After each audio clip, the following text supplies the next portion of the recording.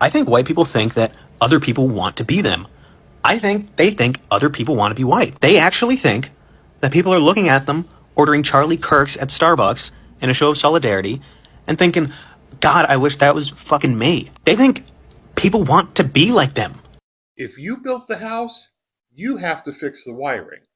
Hi, my name is Richard. I'm a pastor here in beautiful Southern California. And what I'm talking about here is not houses and wiring, but it's about the systems of racism that this country runs on and thrives on. And it was built by white folks, and it's got to be dismantled by white folks. In There's a conversation spreading online right now, and it's making people uncomfortable, not because it's new, but because it's being said out loud now. Some people are saying the system is no longer working the way it used to, and others are going even further, saying it's affecting the very people who once benefited from it the most. Before I break this down and have a discussion, let's go watch some of this clip people reacted on, because what we're about to say is the reason this topic is blowing up. Let's go watch those clips, then come back and have our full and proper discussion on it. Hate is so easy. It's thinking that's hard. We're nearing the end of Black History Month here, and I wasn't going to make a video like this because I didn't want it to be performative or patronizing. But, I saw this tweet making its rounds over on Twitter, and it was kind of blowing up. And I thought, why not address the misinformation and blatant racism here? Okay, because in that green, there's some obvious things, like language, bows and arrows, fishing hooks, boats, but also textiles, all fabrics. And coffee was made in Ethiopia, but also just not just past that, okay? CAT scans, the cardio pad, the heart transplant all came from the green. So it's so willfully ignorant too, because people from those green areas were actually taken and put somewhere else, and they built America and Britain. Without black inventors, we wouldn't have AC or elevators or fire extinguishers or light bulbs or stethoscopes or traffic lights or the bag that holds blood like plasma. And also, if you were just able to trace back your lineage, great-grandparents, great-grandparents, great-grandparents, all the way back, where you'd end up? In the green, right? Okay? So I think white people think that other people want to be them. I think they think other people want to be white. They actually think that people are looking at them, ordering Charlie Kirks at Starbucks in a show of solidarity, and thinking, God, I wish that was fucking me. They think people want to be like them. Bro, nobody wants to be like white people. What? Bro, what are you talking about, man? In every lifetime, if I ever got reincarnated, I would choose to be black. This video is so funny because it is true. Like, white people think that they are the norm, the status quo, and that they are the blueprint for things, and everything outside of the scope of being white is not normal. I can speak boldly for the majority of black people on earth, and I will say 99.999% of black people. In every lifetime, if I ever got reincarnated, I would choose to be black. With everything that we experience in the world, with everything, all the history we have, all the racism, microaggressions, macroaggressions existing in this world, having to prove yourself, being better than everybody just to get an equal level playing field, I would always choose to be black. I couldn't imagine not having 20 cousins, having fake cousins, being communal, going to church, having growing up in my grandmother's house, having dinner at my grandma's house, having a drunk uncle that has hoop dreams at 50 who used to be a rapper. I couldn't imagine not having all the things that bring me together as a black person with other black people. Seasoned food, rhythm, music, clothes, swag, style. Impact. I just could not imagine not being this person. So if you're watching this and you're white and you really think that you are the blueprint because the world has told you so, that's a lie, bro. It's a lie. I would never want to be white. Even, don't get me wrong. There are some people out there that have issues internally, self-hatred, and that's due to our history in this land and the world. But the majority of us would always choose to be melanated in the next lifetime. Have a wonderful day. A 5% tax on billionaires would lift 2 billion people out of poverty, but billionaires will leave the country. The US is only one of 2 countries that taxes its citizens based on citizenship and not residency. So if an American billionaire moves to Dubai, they still owe US taxes on their worldwide income. If they renounce their American citizenship to avoid taxes, the IRS will treat every asset they own as sold that day, and they will send them the bill before they walk out the door. But they took the risks and created the jobs. Many of the biggest companies in the world received government grants, contracts, and subsidies in the early years. So you're getting publicly funded entrepreneurship for private profit. This is what US taxpayers have paid for. The internet, ARPANET, US government funded. GPS, US military. The touchscreen, funded through DARPA and NSF funded university research. Lithium-ion batteries through the US Department of Energy. The algorithms behind Google, funded by a National Science Foundation grant. mRNA technology, decades of NIH public funding before Moderna made billions. SpaceX, billions in NASA and government contracts. Tesla, over $4 billion in government subsidies and tax credits. So you're funding the research and the infrastructure, and they're somehow the self-made ones. But they're just smart in how they pay taxes. No, they have lobbied heavily to make sure the tax code is in their favor. 25 of the richest Americans paid a true tax rate of 3.4%. Billionaires don't often have salaries, their wealth comes from assets. Things like stock and property, which is not defined as taxable income unless you sell it. So they can become billions richer every single year, and they technically owe nothing. They borrow against their assets and live off the loans, and they never sell. It is completely legal and completely by design. Remember, 5% tax on billionaires lifts 2 billion people out of poverty, and they'll still be billionaires. This is what it looks like when white women are using their femininity as a weapon after they have lost control of a situation. The only one that is black. So when you have a cortado, I know how to make. I know how to make. Okay. And but this is not a sort of cortado. Okay, any construct. I'm saying I think that's something you can do. I do not. Okay. Because I work here. Okay. So other constructs, any other constructs. What they usually do, they do two circles, right on the flash, you know, and they do a flash or whatever. You're not in the whole right? I know. Okay, so yeah, so with cortado, I can actually show you. A cortado is either going to be one shot, so it's going to be like a 1-to-1 ratio. So if you do one shot of espresso, it's one shot. If you do 2 shots of espresso, okay, okay, so that's a cortado. You know, can we make it how, because we got to figure out how she wants me to like it. Okay, I mean, I can, but I'll have to start with it, because you asked for cortado. Well, that's how we try to explain things that we know. Well, you asked for cortado. That is a cortado. So, no, we kind of asked for it how we wanted it to be made, and then we were actually asking her, and you told us that we know how it's made, and y'all made how she wanted it to be made. Has nothing to do with coffee and everything to do about who gets to be the expert and the most knowledgeable. All of this happened because she felt insulted that 2 black women could position themselves to know more about coffee than her. A threat to her competence, it was a threat to her authority, and it was a threat to her position in the racial hierarchy. 2 things likely happened. Either she made their coffee wrong on purpose to assert her dominance, that she is the more knowledgeable one about coffee and that they wouldn't even know the difference. Or 2, she doesn't actually know how the coffee is made, couldn't admit it, so she doubled down and refused to apologize and called the police. Either way, the outcome is the same. I believe it's the latter though. The reason why I believe that is because in the messages, she admitted to putting too much milk even though she knows a cortado only has a little bit of milk, and she put foam on top. There's no foam on a cortado. The reason why she decided to call the police is because she had already lost authority of the situation. She had already been outsmarted. She had already been outclassed. She had already proved to be more knowledgeable on the situation than she first thought. Now she's embarrassed, and the only way to remain control over the situation is to call the police. That is the only avenue left of authority that she can hold over these 2 black women. That's all it was about to begin with. Who has more authority and knowledge over this situation? When the black women proved that it was them, she had to prove that she was still ultimately the one with more authority by calling the police. This is what the white femininity handbook trains white women to do, subconsciously or consciously. White women are losing control. White women must always be in control. That is part of the white feminine handbook. They are losing control. They are not the smartest, most authoritative person in the room. Then they will put the system before you to show you who has more authority. all of this is because they do not have authority in their own homes because of white colonial patriarchy.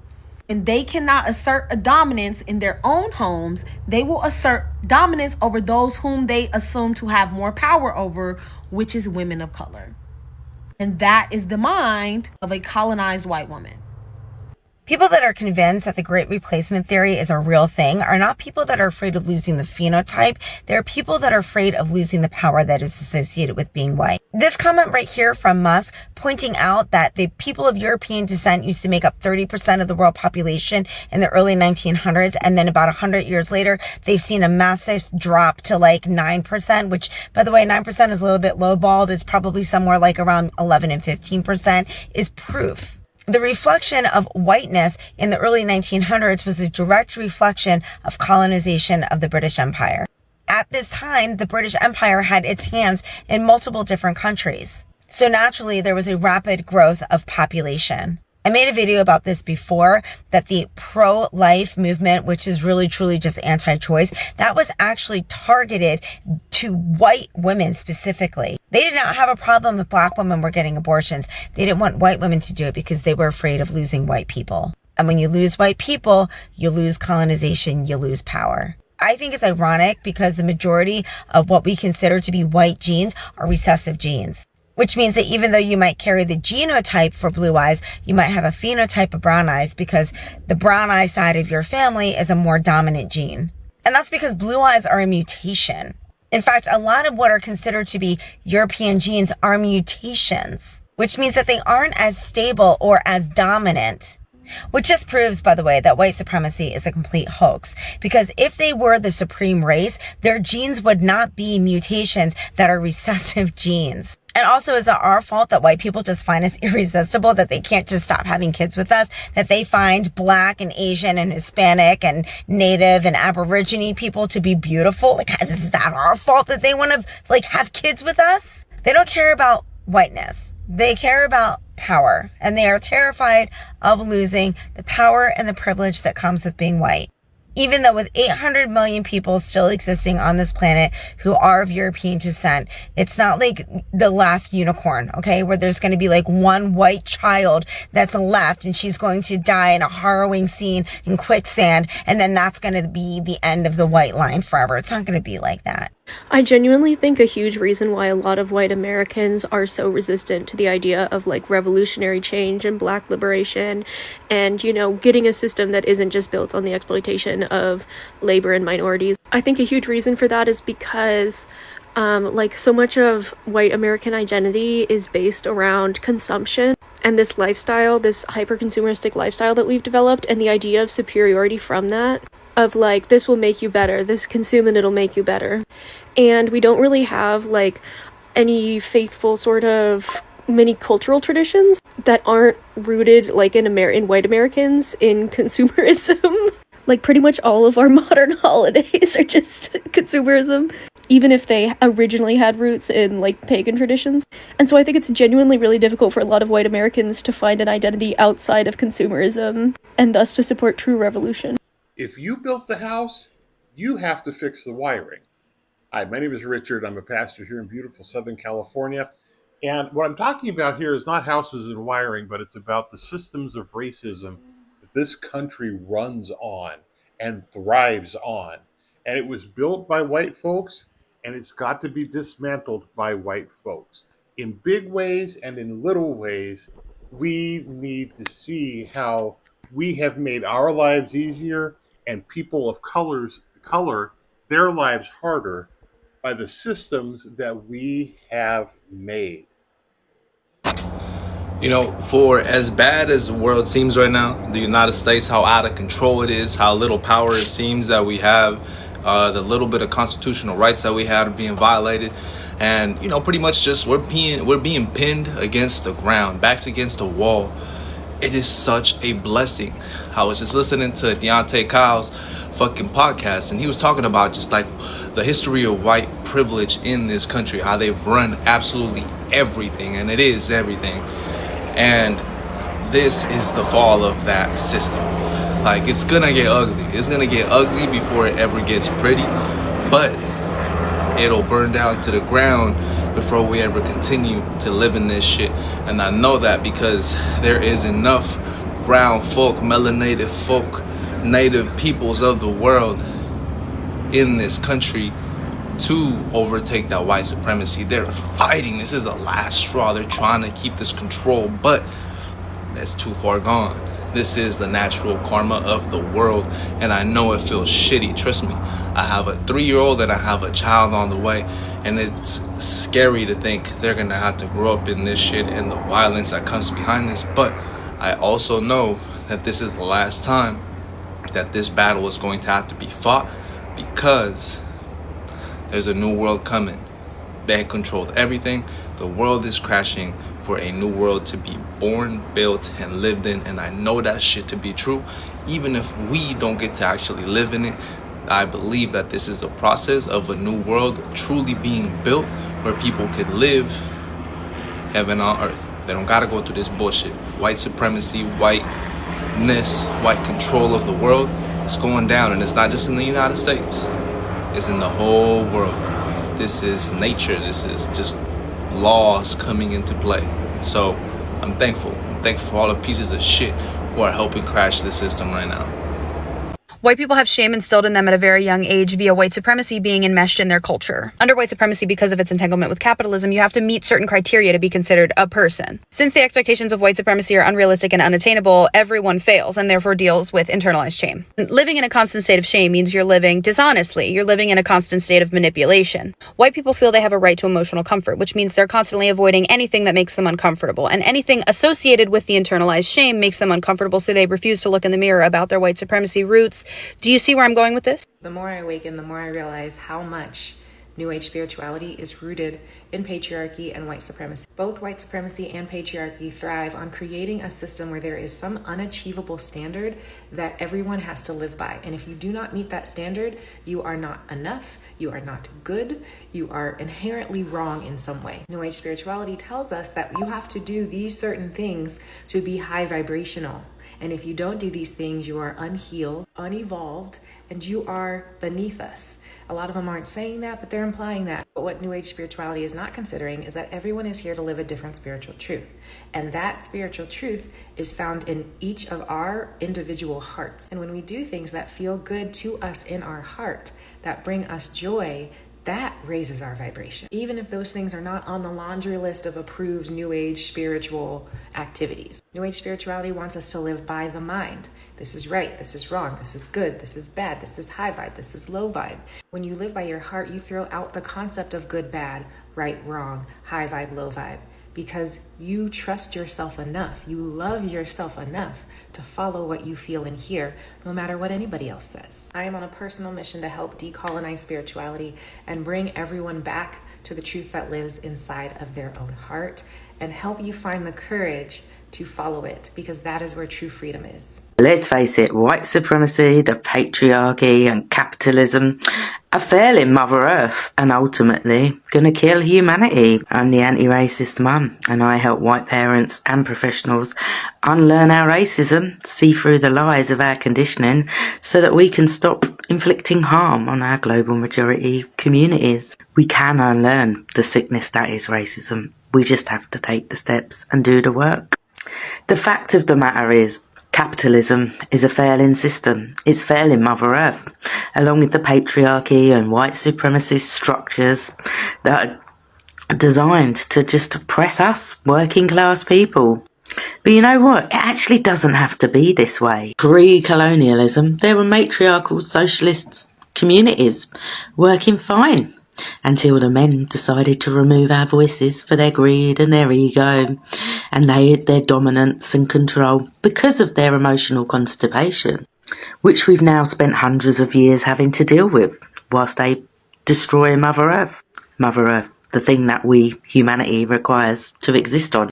You see, matriarchal socialism builds, and it builds sustainably, putting care, solidarity and community at the heart of everything, and building belonging. Communities built on love for each other and love for the planet, that don't exploit and extract. See, borders just uphold the patriarchy.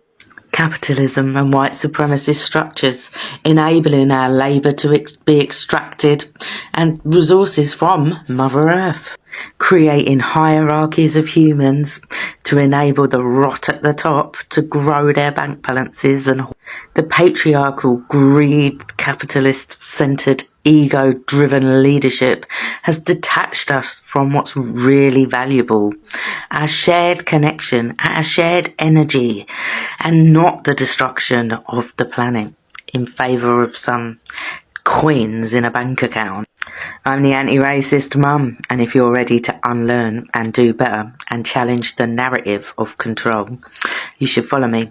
You should also listen to my radio show, 12 till 2, on the 16th of October on Urban Extra Radio, where I'll be doing a deep dive into how intersectional matriarchal socialism can save humanity and the planet. There is a very interesting shift taking place as Trump rapidly ramps up his authoritarianism, and that is white people flipping the switch from capitulation to resistance. Let me explain what I mean. Since the end of World War II, the white community in America has enjoyed unprecedented wealth and opportunity as a result of a globalized American empire. And because of that, we have been less likely to buck against the system, even when we know that system is unjust, because the system has rewarded us so well.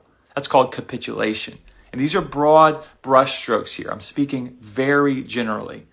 The black community, on the other hand, because they have always been a target of the system, from slavery to Jim Crow to the war on drugs, they have always maintained a posture of resistance. And again, there are plenty of exceptions on both sides here. But what's interesting to see now is more and more white people, first of all, waking up, and secondly, taking risks to resist the Trump regime, taking to the streets in protest, directly confronting ICE officers, resigning positions of authority, and in our case, making a documentary that could cause us to get our tails sewed off, or worse. But it's worth it, these acts of resistance. Jesus said it like this: "What does it profit a man to gain the whole world, yet lose his soul?" Because we cannot be people any longer who go along with wicked systems just because they benefit us.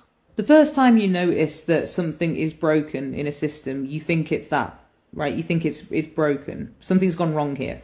It could be that you look at the stats of SA that are committed by police officers, or it could be that you see a miscarriage of justice, or it could be Palestine. Palestine was a huge one for a lot of people, of like this kind of light bulb moment of, wait, something's wrong. And you see it that way, right? You see it as like, this is wrong. It needs to be fixed. A lot of people spend their whole lives in that state of mind, thinking that, right, like if we clean up the police force, then the police will be a force for good. Or if we clean up our political lobbying, then the government structures that we have will be a force for good. The justice system will be a force for good. Like, it just needs repairing. To not get stuck at that point, my pal Ham was like described it the other day as like, you have to take everything apart. And that's quite hard. Like, you have to keep checking yourself consistently. I still do it sometimes where I'm like, yeah, but they wouldn't do that. Or like, oh, this needs dealing with. The inquiries into the grooming gangs is a big one. Saying like, yeah, but we had an inquiry. I think all of that kind of turns on its head the moment that you don't see or believe that our government or corporations have our best interests at heart. As soon as you don't believe that they have our interests at heart, which feels quite obvious, then it's very easy to see that the police are not designed to protect you. It's very easy to see that the justice system is not designed to protect you and is not going to be applied for certain people.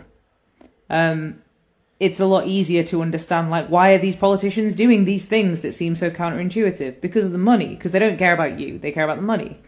And it starts to kind of funnel down quite quickly. It's kind of frustrating in a way, because once you see it, you like want to kind of shake everyone and be like, guys, what are we doing? Because you'll see people talking about election tactics. Why did Keir Starmer not choose this tactic? Why did he not appeal more to working class people? Because that's not what he's designed to do. That's not what a major political party is designed to do in the UK. It never will be. Why are the police not acting more on racism and the fact that they keep incarcerating black children? Why are the police not acting on the fact that like their whole force seem to just love committing violence against women? Because that's not their purpose. Their purpose isn't protecting people. And yeah, it is frustrating, but it also allows you to get past this point of like, how could this happen? Why is this happening? And to start just thinking, okay, how do we deal with it? And it also allows you to see how those things tie together more frequently. You don't just see things when they happen to one demographic. You understand that they start to link, and you see things on like a higher level with a broader view than just being constantly shocked and pushed over by these horrible things that are constantly happening. And I see a lot of people in this sort of state at the moment. They're shocked by police violence. They're shocked by these different things. I just want to kind of gently ease people along. Like, I get it. It's a difficult stage to be in. But, like Han said, you've got to dismantle every single piece of it before you stop having that feeling. That makes sense. It's very late. Love you. The system of racism is capitalism! I would genuinely recommend you and any other white person who wants to be on the left to read this book. It is really important to understand that when you're trying to engage with black people especially, but any marginalized group, you need to have this understanding you have privilege, and you need to understand that you are not the subject matter expert about oppression, no matter how much theory you've read.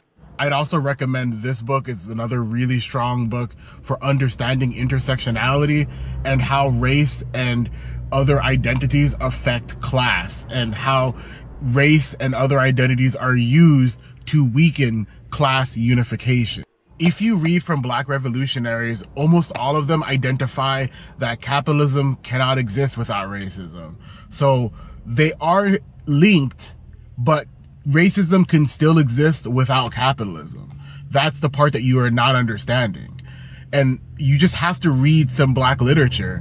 Malcolm X, Fred Hampton, Kwame Ture, so many people, what's his name? Cedric Robinson.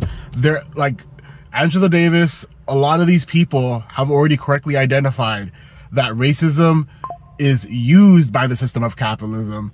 They're linked.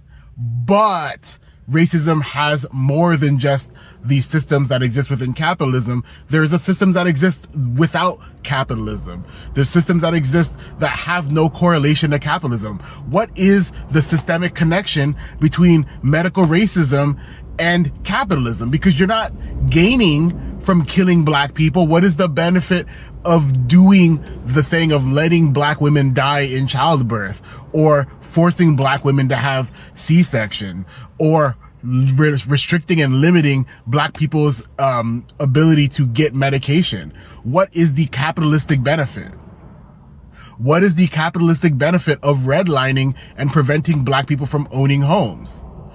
Oh, it doesn't actually benefit capitalism. It benefits the racial hierarchy, because racism and capitalism work together, but they're not the same thing. And that's why I ask you what you do to be anti-racist and anti-capitalist. Because to be anti-capitalist, you have to actively divest from the system, actively push back against the system. To be anti-racist, you have to do more than just say you don't like racism. It means standing up to people in your community engaging in racist behaviors.